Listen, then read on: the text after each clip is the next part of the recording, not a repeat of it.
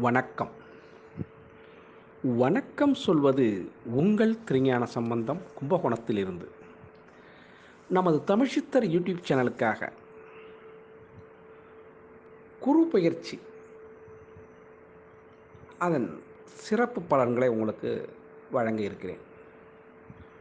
குரு பகவான்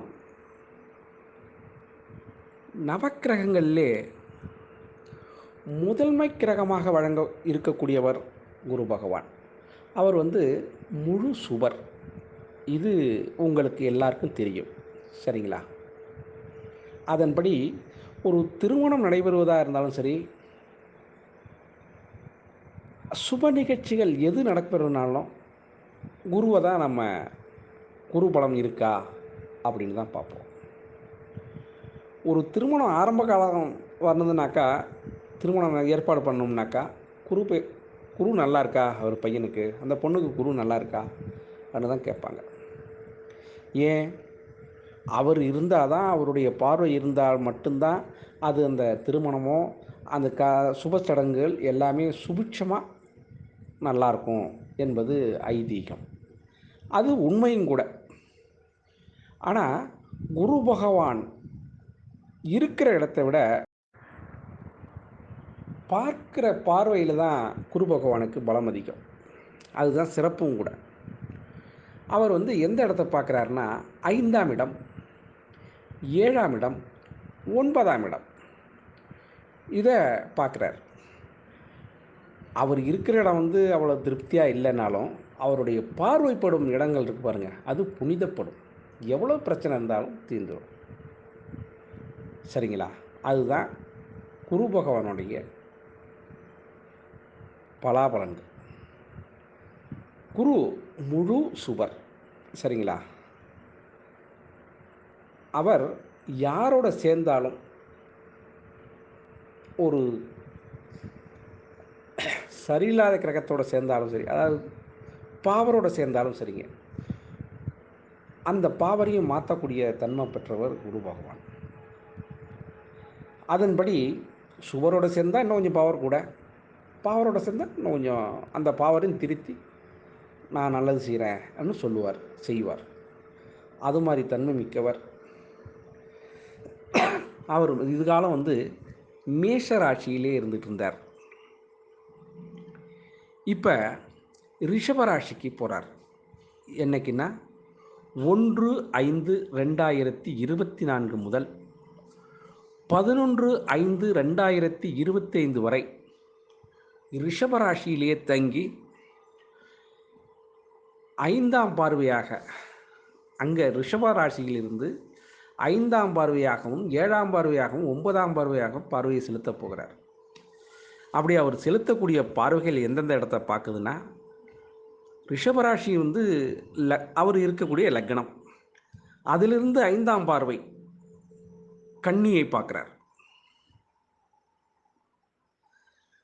7ஆம் பார்வையாக விருச்சிக ராசியை பார்க்கிறார். 9ஆம் பார்வையாக மகரத்தை பார்க்கிறார். ஆக இந்த 3 ராசிகளை அவர் பார்க்கிறார். அந்த 3 ராசிகளும் புனிதப்படும். சரிங்களா? அப்போ ரிஷபராசி எப்படி ஆகும்? அதை இந்த பலனில் சொல்கிறேன், கேளுங்க. இருந்தாலும் இதுதான் குரு பெயர்ச்சியோட அமைப்புங்க. இப்படி தான் பார்க்கணும். இப்போ மேஷத்துக்கு பார்க்குறோம். முதல்ல நம்ம மேஷத்தை தான் பார்ப்போம், கடைசியாக தான் மீனத்துக்கு பார்ப்போம். சரிங்களா? காலசக்கரம் இப்படி தான். முதல் சக்கரம் ஆரம்ப புள்ளி எதுனாக்கா மேஷம்தான், கடைசி புள்ளி எதுனாக்கா மீனம்தான். இதுதான் உண்மை நிலை. சரிங்களா? இதன்படி தான் நம்ம பலாபலன்கள் எடுக்கணும், கொடுக்கணும். அதன்படி மேஷராசியிலே அவர் இதுகாலம் இருந்துகிட்டு இருந்தபோது அவங்களுக்கு ரொம்ப படாதபாடு தான் படுத்திக்கிட்டு இருப்பார், இருந்திருக்கணும். அதை அந்த ராசியில் சொல்லும்போது சொல்கிறேன். குரு பகவானுடைய பார்வைகள் அங்கங்கே படும்போது அந்த இடம் புனிதமடையுதுன்னு உங்களுக்கு சொன்னேன். அது உங்கள் ராசிக்கு எத்தனாம் இடம் நல்லா பார்க்கணும், நல்லா புரிஞ்சுக்கணும். இப்போ இப்போ மேஷ ராசிக்கு வந்து அது எத்தனை இடம் வரும்? 6ஆம் இடம், 8ஆம் இடம், 10ஆம் இடத்த பார்க்கும். அது மாரி ஒவ்வொரு ராசிக்கும் மாறி மாறி தான் பார்க்கும். அத நான் விளக்கமா சொல்றேன் கேளுங்க. சரிங்களா? குரு பலன் யார் யாருக்கு கிடைச்சிருக்கு? குரு பலன் வந்தா என்ன செய்யலாம்? எல்லாமே விரிவா பார்ப்போம். இப்ப நம்ம வீடியோக்குள்ள போலாங்களா? அதுக்கு முன்னாடி நம்மளோட தமிழ் சித்தர் யூடியூப் சேனலை லைக் பண்ணுங்கள், ஷேர் பண்ணுங்கள், சப்ஸ்கிரைப் பண்ணுங்கள். ஒரு முறை பெல் பட்டனை அழுத்தி உறுதிப்படுத்துங்க. உங்களுடைய எண்ணங்களையும் கருத்துக்களையும் கமெண்ட்ஸில் சொல்லுங்கள். அப்போ தான் நம்ம கொடுக்குற ஆடியோ வீடியோ உங்களுக்கு உடனுக்குடன் கிடைக்கும். சரிங்களா? வாங்க வீடியோக்குள்ளே போகலாமா? இந்த மிதுன ராசி அன்பர்களுக்கு 12ஆம் இடத்துல குரு வந்துடுச்சு அப்படின்னு நீங்கள் பயப்பட வேண்டிய அவசியம் இல்லை. 12ஆம் இடத்துக்கு வரும்போது சுப காரியங்கள், அதற்கு தக்க செலவுகள் எல்லாமே ஏற்படும். செலவு வந்தாலும் வருமானமும் வரும். அது நான் ஆரம்பத்திலே சொல்லிட்டேன் உங்களுக்கு. வருவாயும் வரும், செலவும் வரும். ஆமாம். செய்தொழிலில் லாபம் உண்டு. புதிய பார்ட்னர்கள் சேர்றதுக்கான வாய்ப்பும் உண்டு. தொழிலை மாற்றலாமா அப்படின்னு ஒரு எண்ணமும் உங்களுக்கு தோணும். ஆனால் செய்தொழிலை மாற்ற வேண்டாம். சில பேர் நினைப்பாங்க நம்ம பெருசாக செய்யலாம், இன்னும் பெருசாக செய்யலான்னு. அது மாதிரி வேண்டாம். குரு பகவான் உங்களுக்கு விரைய செலவுகள் காத்திருக்கிறது ஆரம்பத்திலே சொல்லிட்டேன். இந்த மிதுன ராசி அன்பர்களுக்கு விரைய செலவுகள் ஏற்படும். அதை சுப செலவுகளாக மாற்றணும். அதன்படி தான் உங்களுக்கு நடக்கும். சரிங்களா? ஆதாயம் உண்டு. ஆனால் நீங்கள் எதிர்பார்த்த ஆதாயம் இருக்காது, கம்மியாக தான். அதுதான் உண்மை. புரியுதா? அந்த நிலை மாறணும்னா இன்னும் ஒரு 7 மாதங்கள் வெயிட் பண்ணும். இந்த குரு பகவானுடைய பயிற்சி உங்களுக்கு ஒரு இழப்பு என்பது கிடையாது. ஆனால் ஒரு ஸ்பீட் பிரேக் மாதிரி. ஆமாம். அதனால் முடிந்தவரை அதிக முதலீடுகள் எதுவும் செய்ய வேண்டாம். அதிக முதலீடு செய்யாமல் தொழிலை செவ்வனை செய்யுங்க. அது நல்லதாக இருக்கும். 1000 ரூபாய் ஆதாயம் கிடைக்கலன்னு நினைக்க வேணாம். 500 கிடைச்சதை நினச்சி பெருமைப்படுங்க. அது மாதிரி செஞ்சால் தான் இது நல்லாயிருக்கும். ஏன்னா நீங்கள் கடந்து வந்த பாதை உங்களுக்கு தெரியும். அப்போ வந்து ஒன்றுமே நடக்காமல் கொஞ்சம் இருந்தீங்க. இப்போ நடக்கும்போது கொஞ்சம் பிரேக் இருக்குது, அவ்வளோதான். வேறு ஒன்றும் இல்லை. அது இந்த 7 மாதம் மட்டும்தான். அதுவும் சரியாயிடும். இந்த மிதுன ராசி அன்பர்களுக்கு என்னங்க எப்போ பார்த்தாலும் இப்படியே மாறி மாறி சொல்லிகிட்டு இருக்கீங்களே, என்ன பண்ணுறது? கிரகங்கள் மாறுதல், அதுக்கு தக்க பலன்கள் தான் வழங்க முடியும். அதன்படி உங்களுக்கு சுப விரய செலவுகள். ஆமாம். குழந்தைகளால் சந்தோஷம் உண்டு. குழந்தைகள் நல்லா படிப்பாங்க, அதில் மாற்றமே இல்லை. சிலருக்கு வெளிநாடு யோகம் உண்டுங்க. நல்லா புரிஞ்சுக்கிங்க. மிதுன ராசி அன்பர்கள் வெளிநாடு யோகம் உண்டு. புறப்பட்டு போகிறதுனா போய்கிட்டே இருக்கலாம். அதுக்கு தக்க நல்ல வாய்ப்பு உண்டு. வாய்ப்புக்கு தக்க பலன் உண்டுங்க. யோகம், நல்ல யோகம் இருக்குது. அதை முடிஞ்சால் செய்யலாம். அது மாதிரி உங்களுடைய நீண்ட நாள் கனவு ஒன்று நிறைவேறும். யாருக்கு? மிதுன ராசி அன்பர்களுக்கு நீண்ட நாள் கனவு ஒன்று நிறைவேறும். வாகனங்கள் புதுசாக வாங்கிறதா அல்லது பழைய வாகனத்தை சரி பண்ணுறதா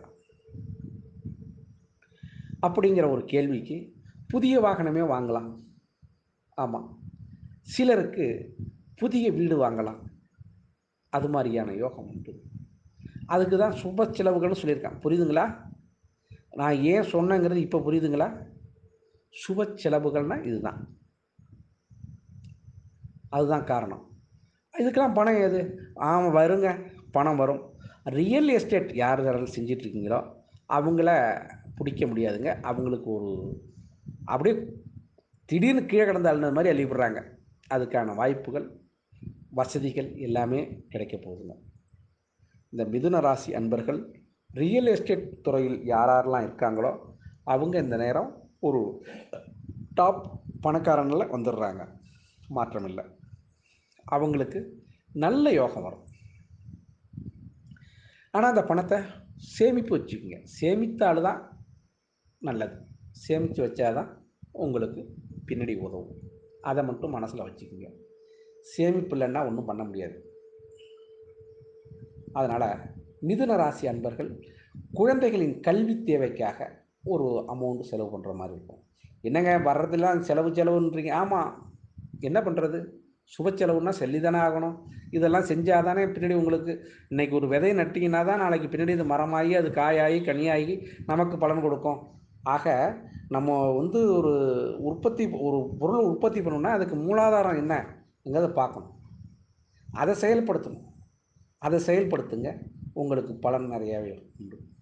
ஆக இந்த மிதுன ராசி மிதுன லக்னத்தில் பிறந்த அன்பர்களுக்கு ஒரு நல்ல ஏற்றமிகு வருஷம்தான். இந்த குரு பகவான் பிரச்சனைகளிலிருந்து உங்களை இப்போ திடீர்னு அள்ளி கொடுத்தா நீங்கள் ஏதாச்சும் பண்ணிட்டு போடுவேங்கிறதுனால தான் கம்மியாக கொடுத்து இதை கெட்டியாக வச்சுக்கோ, இந்த காசோட அருமை உனக்கு தெரிஞ்சிருக்கும். ஏன்னா இதுகாலம் பணம்னா நம்ம கையில் வராமே போயிட்டு இருந்தது. கண்ணால் மட்டும்தான் பார்க்க முடிஞ்சது. ஆனால் இப்போ உங்கள் கைக்கு வருது. அதை தக்க வச்சுக்க வேண்டியது நீங்கள் தான். அதை எப்படி தக்க வச்சுக்கணுங்கிறது நல்லாவே தெரிஞ்சிருப்பீங்க. அதன்படி தான் இப்போ உங்களுக்கு குரு பகவான் கொடுக்குறார். சீரான தோற்றத்தை கொடுத்தாலும் கடைசி நேரத்தில் நல்ல ஒரு ஏற்றத்தை கொடுத்துட்டு போவார். அதை கண்டு நீங்கள் பயப்பட வேண்டிய அவசியம் இல்லை. ஆக ஒரு 7 மாத காலங்கள் இப்படி இருக்கும். 7 மாதத்துக்கு பிறகு எவ்வளோ சிரமப்பட்டுறீங்களோ அந்த சிரமத்துக்கு 3 பங்கு லாபத்தை கொடுப்பார் குரு பகவான். அதுக்கு மாற்றம் இல்லை. உங்களுடைய எண்ண கனவுகள் பலிக்க போகிறது.